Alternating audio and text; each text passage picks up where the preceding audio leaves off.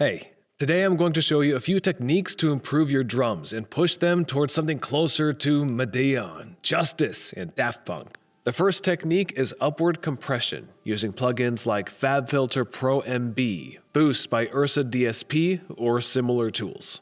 I discovered this technique while analyzing the album Cross by the French duo Justice, and they also demonstrated it in a mix with the Masters video. Upward compression works differently from traditional compression. Instead of pushing loud peaks down, it raises the quieter details up. It lifts all the subtle textures that sit below the main transients and bring them closer to the level of your loudest hits.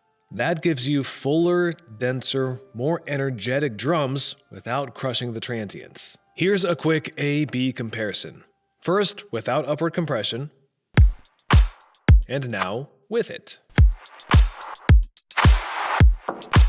The nice thing about this preset is the dry-wet control. If you want a stronger effect, just push the mix knob. It works like parallel upward compression.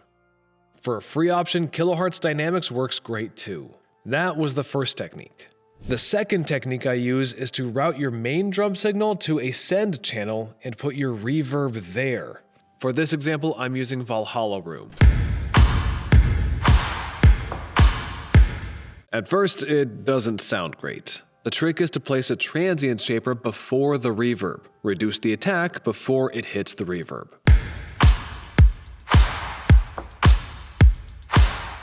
This keeps the punch of your drums, but still gives you the room tone, depth, and color of the reverb tail. Sending a sharp transient directly into a reverb usually creates an unwanted click and makes everything messy, so softening the attack first fixes that. Another technique I use a lot is placing a compressor after the reverb. Any compressor works. Here I'm using FabFilter Pro-C2, but stock compressors from FL Studio or Ableton are totally fine.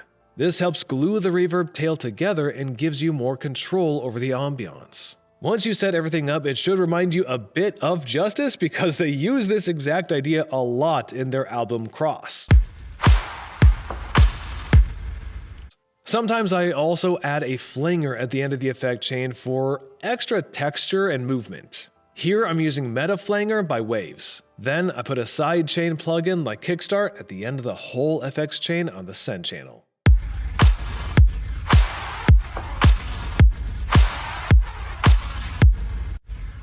You can also add the upward compression technique from earlier and blend it with the dry-wet knob.